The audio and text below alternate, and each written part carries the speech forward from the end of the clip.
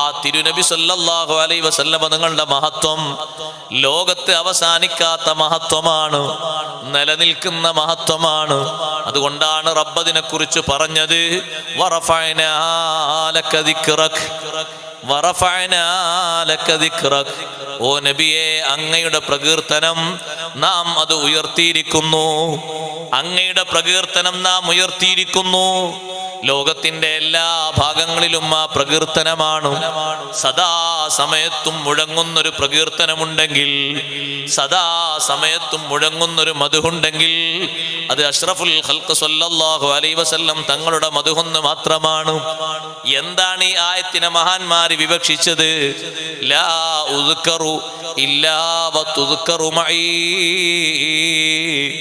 എന്നെ പറയപ്പെടുന്ന എല്ലാ സാഹചര്യങ്ങളിലും തങ്ങളെയും പറയപ്പെടും നബിയേ. എവിടെയെല്ലാം അല്ലാഹുവിനെ പറയപ്പെടുന്നുണ്ടോ അവിടെയൊക്കെ മുത്ത് നബി സല്ലല്ലാഹു അലൈഹി വസല്ലം തങ്ങളെയും പറയപ്പെടണം. അല്ലാതെ ഒരു സംഗതി പൂർത്തിയാകില്ല. വെള്ളിയാഴ്ച ഖുത്ബ ഓതുന്ന ഖതീബ് ഹംദ് മാത്രം ചൊല്ലിയിട്ട് ഖുത്ബ നിർവഹിച്ചാൽ ഖുത്ബ സ്വഹീഹല്ല. ഹംദിന്റെ ശേഷം സ്വലാത്തും ചൊല്ലണം. നിസ്കരിക്കുന്ന ഒരു മുസ്ലിം നിസ്കാരത്തിൽ അല്ലാഹുവിന് അഭിവാദ്യം അർപ്പിക്കുന്നു.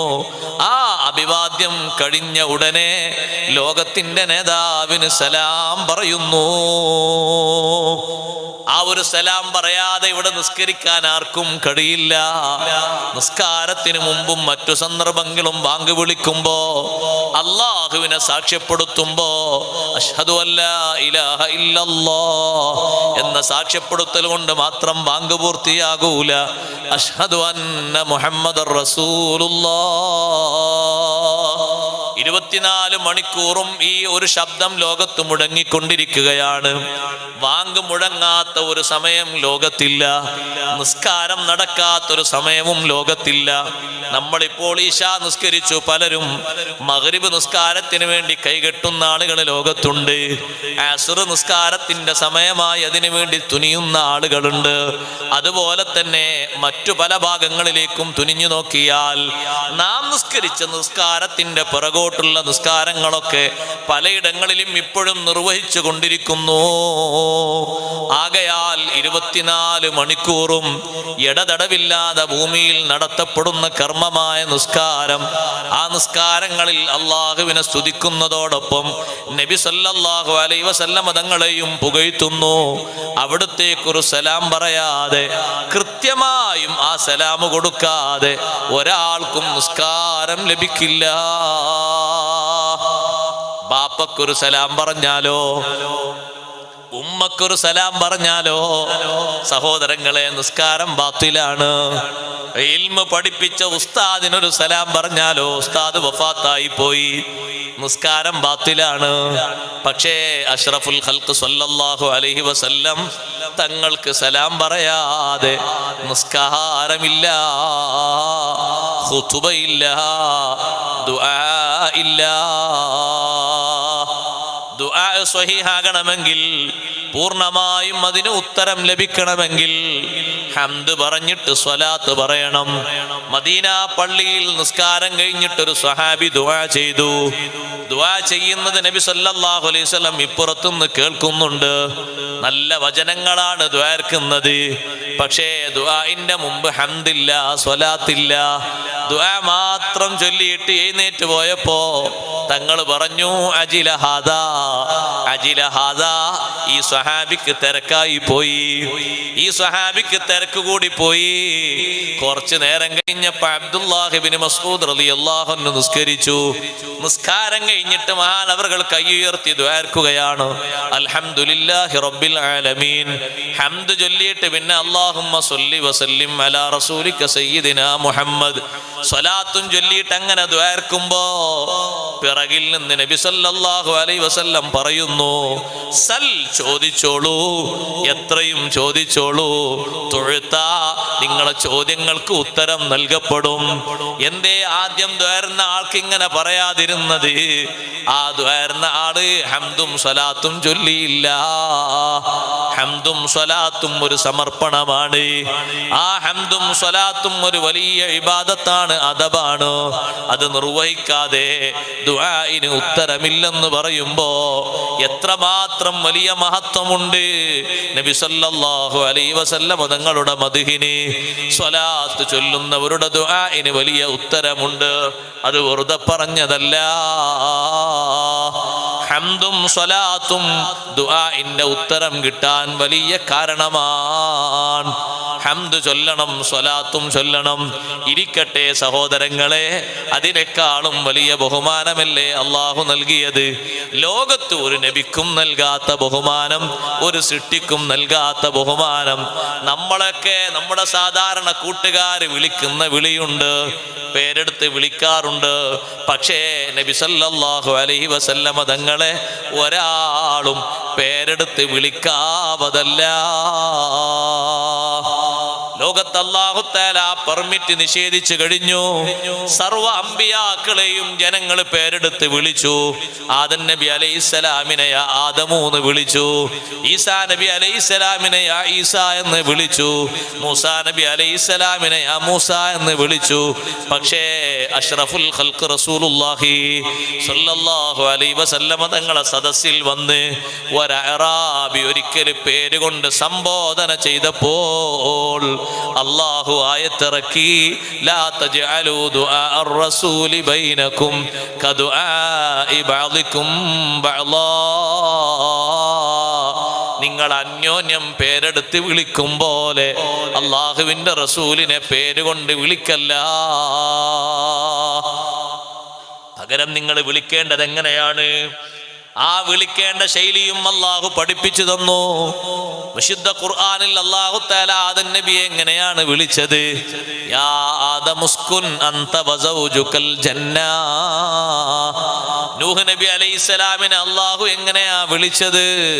യാ നൂഹു ഇന്നഹു ലൈസ മിൻ അഹ്ലിക ഇന്നഹു അമലുൻ ഗൈറു സാലിഹ്.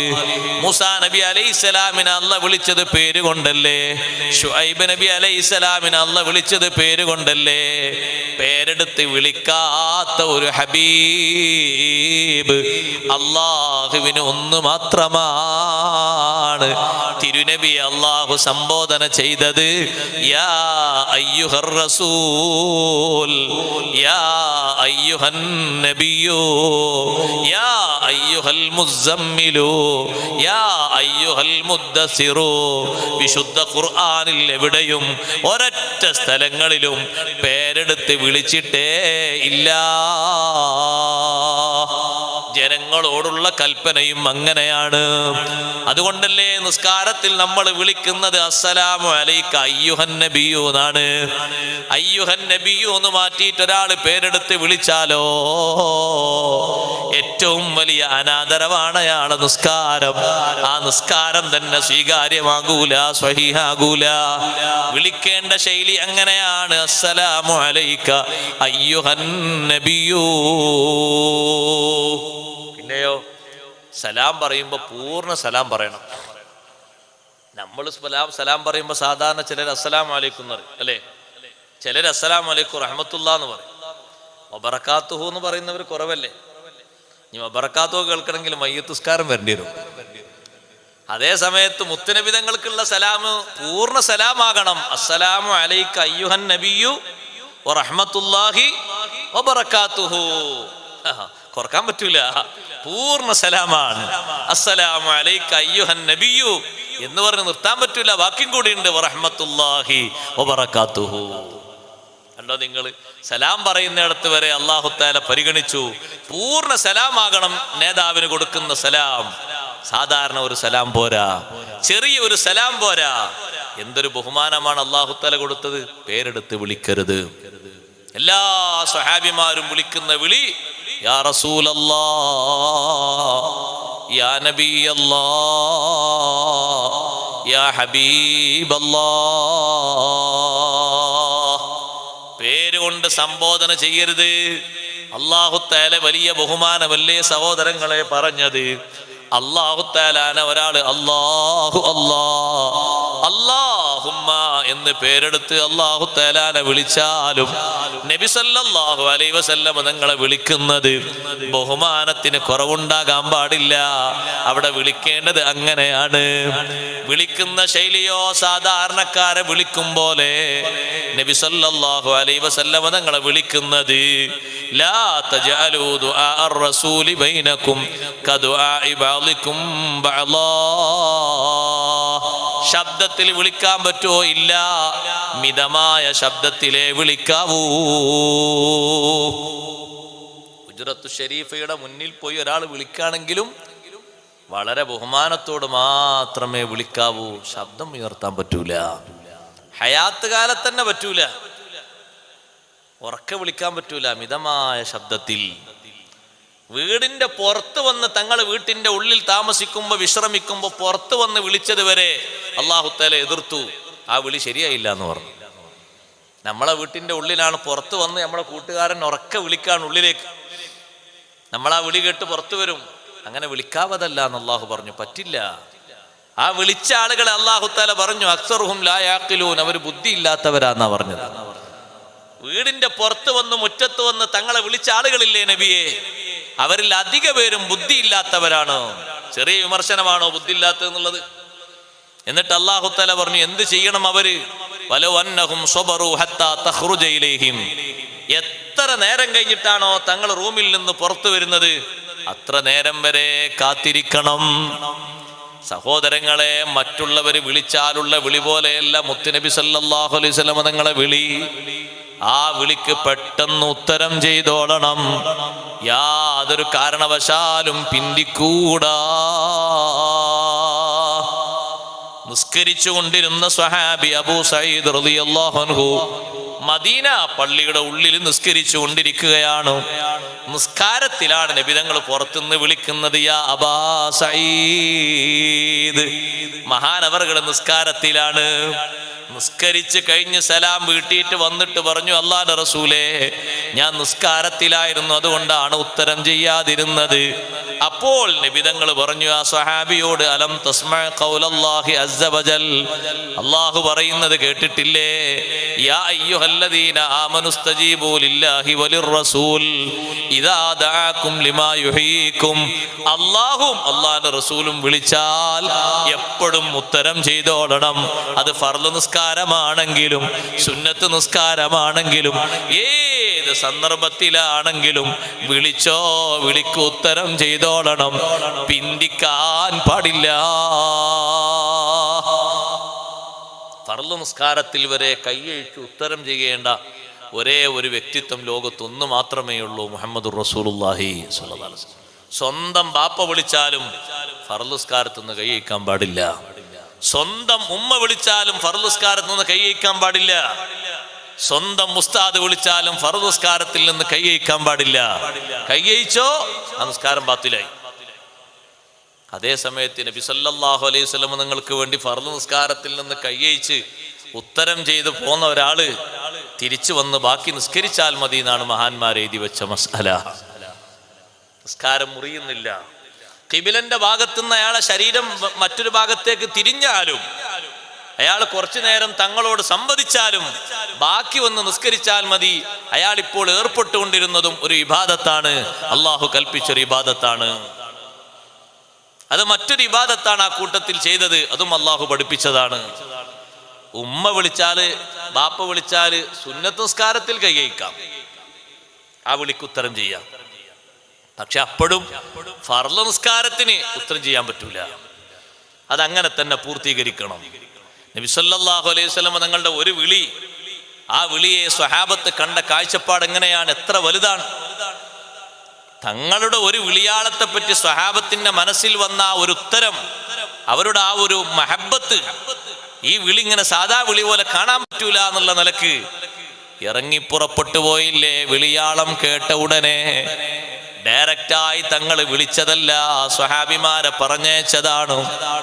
എങ്ങോട്ടെങ്കിലും ശത്രുക്കളോട് ചെറുത്തു നിൽക്കാൻ പോകാനുണ്ടെങ്കിൽ കുതിരപ്പുറത്ത് നബി സല്ലല്ലാഹു അലൈഹി വസല്ലം അനൗൺസ്മെന്റിന് വേണ്ടി സ്വഹാബത്തിനെ പറഞ്ഞേക്കും. കുതിരപ്പുറത്ത് വന്ന് ജനങ്ങൾ താമസിക്കുന്ന സ്ഥലങ്ങളിൽ അവർ വിളിച്ചു പറയും, യാ ഖൈലല്ലാഹി ഇർകബീ ഇലൽ ജന്നത്തി അസ്റഈ. അള്ളാഹുവിന്റെ കുതിരപ്പടയാളികളെ, സ്വർഗത്തിലേക്ക് വരൂ, സ്വർഗത്തിലേക്ക് ജൈത്രയാത്ര നടത്തൂ. ആ ഒരു അനൗൺസ്മെന്റ് കേൾക്കുമ്പോഴേക്ക് സ്വഹാബത്ത് വീട്ടിൽ നിന്ന് ഇറങ്ങിപ്പോകും. ബഹുമാനപ്പെട്ട ഹൻദല റളിയല്ലാഹു അൻഹു ഉച്ച നേരം കഴിഞ്ഞ് വിശ്രമിക്കുന്ന സമയത്താണ്, സ്വന്തം ഇണയുമായി ഭാര്യയുമായി സല്ലപിക്കുന്ന നേരത്താണ് ഈ ഒരു വിളിയാളം കേൾക്കുന്നത്. കുളിക്കാൻ നിന്നാൽ നേരം വൈകിപ്പോകുമോ എന്ന് കരുതിയിട്ട് ഉടനെ തന്നെ ഡ്രസ്സും മാറി മഹാനവറുകൾ പുറപ്പെട്ടു പോയി. അന്നത്തെ ആ നടന്ന ചെറുത്തുനിൽപ്പിൽ പോരാട്ടത്തിൽ ഹൻദല റളിയല്ലാഹു അൻഹു ഷഹീദായി. ഹൻദല റളിയല്ലാഹു അൻഹുവിനെ പറ്റി നബി സല്ലല്ലാഹു അലൈഹി വസല്ലം വന്ന് പറയുന്നു, സ്വഹാബ, ഹൻദലയെ മലക്കുകൾ കുളിപ്പിക്കുന്നു. സ്വഹാബത്ത് പോയി നോക്കുമ്പോ തലഭാഗം മുതൽ കാൽഭാഗം വരെ വെള്ളം ഒഴുകുന്നത് കാണുന്നുണ്ട്. വെള്ളം കോരി ഒഴിക്കുന്ന ആളുകളെ കാണുന്നില്ല. പക്ഷേ തല മുതൽ കാല് വരെ വെള്ളം നിറഞ്ഞ രീതിയിൽ അങ്ങനെ ഒഴുക്കി വിടുന്നുണ്ട്. രക്തത്തിന്റെ ഭാഗത്തുകൂടെ വെള്ളം അങ്ങനെ ഒഴുകിയിട്ട് കുറഞ്ഞ രക്തഭാഗവും രക്തത്തിന്റെ ഭാഗങ്ങളും അതിലേക്ക് ചേർന്ന് പോയിട്ടുണ്ട്. എന്താണ് ഇങ്ങനെ കുളിപ്പിക്കാനുള്ള കാരണമെന്ന് ചോദിക്കുമ്പോ, നിങ്ങൾ വീട്ടിൽ പോയി അന്വേഷിക്കൂന്ന് നബി സല്ലല്ലാഹു അലൈഹി വസല്ലം പറഞ്ഞു. വീട്ടിലെത്തിയപ്പോ അവിടുത്തെ ഭാര്യ പറഞ്ഞു, ഒന്നുമല്ല, ഞങ്ങൾ രണ്ടുപേരും ഉച്ചനേരത്തുള്ള വിശ്രമത്തില് സല്ലപിക്കുന്ന നേരത്താണ് വിളിയാളം വന്നത്. അല്ലാഹുവിന്റെ റസൂലിന്റെ വിളിയാണ് വരുന്നത്. ഞാനിവിടെ നിന്ന് വൈകിച്ചു പോയാൽ, വിളിക്ക് ഉത്തരം ചെയ്യാതിരുന്നാൽ എനിക്കത് ബുദ്ധിമുട്ടല്ലേ എന്ന് കരുതിയിട്ട് പെട്ടെന്ന് മഹാനവറുകൾ ഇറങ്ങി പുറപ്പെട്ടു പോയി.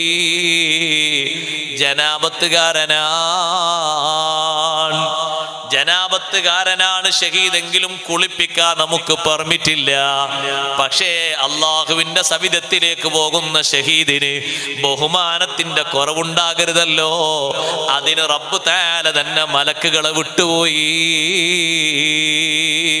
കുളിപ്പിക്കാൻ അല്ലാഹു തആല മലക്കുകളെ ചുമതലപ്പെടുത്തിപ്പോയി. ഞാൻ പറഞ്ഞു വന്നത്, ഏത് ഘട്ടത്തിലാണെങ്കിലും വിളിക്ക് ഉത്തരം ചെയ്യണമെന്നുള്ള നിർദ്ദേശം നബി സല്ലല്ലാഹു അലൈഹി വസല്ലം തങ്ങളുടെ വിളി അത് വല്ലാത്തൊരു വിളിയാണ്. ലാ തജഅലൂ ദുആ അർ-റസൂലി ബൈനകും കദുആഇ ബഅദികും ബഅദാ. അവിടെ ഒരു തഫ്സീർ കൂടി നമ്മൾ പഠിക്കാനുണ്ട്. മുത്ത് നബി സല്ലല്ലാഹു അലൈഹി വസല്ലം തങ്ങളുടെ പ്രാർത്ഥന മറ്റുള്ളവരുടെ പ്രാർത്ഥന പോലെ നിങ്ങൾ കണക്കാക്കരുത്. അള്ളാഹുവിന്റെ റസൂലിന്റെ ദുആ അത് മുസ്തജാബാണ്, ഉത്തരം നൽകപ്പെട്ട ദുആയാണ്. ഉമ്മമാരോടും സഹോദരങ്ങളോടും ചെറുപ്പക്കാരോടൊക്കെ ഞാൻ പറയട്ടെ, നമ്മളൊക്കെ അള്ളാഹുവിന്റെ റസൂലിനെ സ്നേഹിക്കുന്നവരാണ്. നമ്മൾ പറയുന്നു, അല്ലാഹു തആല ആ സ്നേഹം നമ്മളെ ഖൽബിലൂടെ മൂലമാക്കി തരട്ടെ. നബിതങ്ങൾ ലാനത്ത് ചെയ്ത ഒരു വിഭാഗത്തിലും നമ്മൾ പെടാൻ പാടില്ല. പെട്ടുകഴിഞ്ഞാൽ നമുക്ക് നാശാണ്. ശാപം കൊണ്ട് അള്ളാഹുവിന്റെ റസൂല് ദുആ ചെയ്ത ഒറ്റ കമ്പനിയിലും നമ്മൾ പെടരുത്. ഒരാണും ഒരു പെണ്ണും ഉൾപ്പെട്ടു പോകരുത്. നബി സല്ലല്ലാഹു അലൈഹി വസല്ലം ലാനത്ത് കൊണ്ട് ദുആ ചെയ്ത വിഭാഗം എത്രയുണ്ട്? അതെണ്ണിയാൽ ഇന്നത്തെ സദസ്സന്നതിന് മതിയാകൂല, അത്രയും അധികമുണ്ട്. മാതാപിതാക്കളെ വെറുപ്പിക്കുന്നവരെ അള്ളാഹുവിന്റെ റസൂല് ലാനത്ത് ചെയ്തിട്ടുണ്ട്. ബാപ്പാനെയും ഉമ്മാനെയും പഴിക്കുന്നവനെ നബിതങ്ങൾ ലാനത്ത് ചെയ്തിട്ടുണ്ട്. സഹോദരങ്ങളെ, അതേ രൂപത്തിൽ തന്നെ മുതിർന്ന ആളുകളെ ബഹുമാനിക്കാത്തവർക്ക് നബിതങ്ങളെ ലാനത്തുണ്ട്. നബി സല്ലല്ലാഹു അലൈഹി വസല്ലം തങ്ങൾ ലാനത്ത് ചെയ്ത വിഭാഗമാണ് സാരിഖീങ്ങൾ. മോഷണം നടത്തുന്നവർ അള്ളാഹുവിന്റെ റസൂലിന്റെ ലാനത്ത് കിട്ടിയവരാണ്. ഷാരിബുൽ ഖംറ്, അതുമായി ബന്ധപ്പെട്ട് 10 വിഭാഗത്തെ അള്ളാഹുവിന്റെ റസൂല് ശപിച്ചിട്ടുണ്ട്. ഖംറുമായി ബന്ധപ്പെട്ട്, മദ്യപാനവുമായി ബന്ധപ്പെട്ട് മദ്യം കുടിക്കുന്നവരെ മാത്രമല്ല, മസ്താകുന്ന വസ്തു കടിക്കുന്നവരെ മാത്രമല്ല, അത് കൊണ്ടുപോകുന്നവരെയും അത് വിൽക്കുന്നവരെയും അത് വിൽക്കുന്ന സ്ഥലങ്ങളെയും അതിൻ്റെ കാശ് പറ്റുന്നവരെയും അതിൻ്റെ തൊഴിലാളികളെയും അതിനുവേണ്ടി മുന്തിരിച്ചാറ് പിഴിയുന്ന ആളുകളെ വരെ ശപിച്ചിട്ടുണ്ടേ. ഉമ്മമാരെ, സഹോദരിമാരെ, തോന്നും വിധം വീട് വിട്ട് ഇറങ്ങി ഉലാത്തുന്ന ആളുകളെ കണ്ടിട്ടില്ലേ? ഒരു നിയമവും പാലിക്കാതെ, ഇസ്ലാമിന്റെ ഒരു നിയമവും അംഗീകരിക്കാതെ, ഫ്രീഡം ഉണ്ടല്ലോ എന്നും കരുതിയിട്ട് തോന്നും പോലെ കറങ്ങുന്ന സഹോദരിമാരുണ്ട്. ഞാൻ അവരെ ആക്ഷേപിച്ചു എന്ന് നിങ്ങൾ പറയരുത്. മുത്ത് നബി സല്ലല്ലാഹു അലൈഹി വസല്ലമ തങ്ങളുടെ ലഅനത്ത് പറ്റിയ വിഭാഗത്തിൽ നമ്മൾ ഉൾപ്പെട്ടുകൂടാ. നബി സല്ലല്ലാഹു അലൈഹി വസല്ലമ തങ്ങൾ ലഅനത്ത് ചെയ്ത വിഭാഗമാണ് ഭംഗി പ്രദർശിപ്പിച്ചുകൊണ്ട് മറ്റുള്ള ആളുകളെ സ്വാധീനിക്കുന്ന വിധം, മറ്റുള്ള ആളുകളെ സ്വീകരിക്കുകയും വർത്തമാനം പറയുകയും ചെയ്യുന്ന വിധം ശരീരത്തിന്റെ ഭംഗിയൊക്കെ പ്രദർശിപ്പിച്ച് പുറത്തിറങ്ങി ഉലാത്തുന്ന വിലസുന്ന സഹോദരിമാര് അവരെ ശപിച്ചിട്ടുണ്ടേ. മറ്റുള്ളവരുടെ ശാപം പോലെയല്ല അള്ളാഹുവിന്റെ റസൂലിന്റെ ശാപം. അത് തട്ടുമെന്ന് ഉറപ്പാണ്. അവിടുത്തെ ദുആന മറ്റുള്ളവരുടെ ദുആനെ പോലെ കാണരുത്. ആ ദുആ കുറച്ച് ഗൗരവേറിയ ദുആയാണ്. നബി സല്ലല്ലാഹു അലൈഹി വസല്ലം പറഞ്ഞ ദുആ അത് മുസ്തജാബാണ്, അത് ഉത്തരം നൽകപ്പെടുന്ന ദുആയാണ്. ഇപ്പൊ നിങ്ങൾ നോക്കി, ഇപ്പത്തെ രംഗം എന്താണ്? സുബ്ഹാനല്ലാഹ്, മാതാപിതാക്കൾക്കും അതിൽ പ്രശ്നമില്ല എന്ന് പറയുന്നു. നമ്മളൊക്കെ അള്ളാഹുവിന്റെ റസൂലിന്റെ സ്നേഹിതന്മാരാ, തങ്ങളെ മഹബത്ത് വെക്കുന്നവരാന്നൊക്കെ പറയുന്നു. ആ വാക്കിന് വലിയൊരു അർത്ഥം നമ്മൾ കാണണം. നബി സല്ലല്ലാഹു അലൈഹി വസല്ലം